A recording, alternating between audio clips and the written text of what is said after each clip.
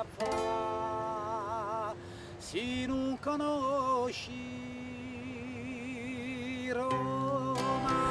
In questo percorso della tradizione musicale romana andremo a conoscere alcuni artisti forse meno noti al grande pubblico. Il nonno di Stefania portava il vino dai castelli con la botticella e quando scende sul tramonto chiara si vede l'ombricella da lontano.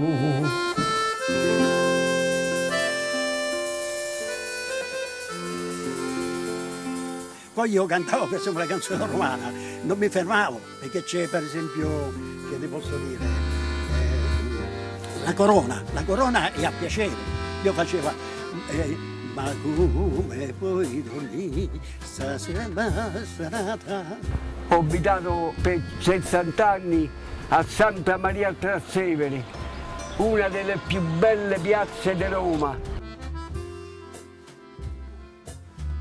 Che quando finì il brano si congratulò con me e si presentò, dice io sono Alvaro Amici. La Madonna Zaida e poi c'era Paolo Stoppa, tutti attori romani che hanno fatto pure dei film di successo come per esempio Alberto Sordi che è uscito dopo, però insomma io con Alberto Sordi.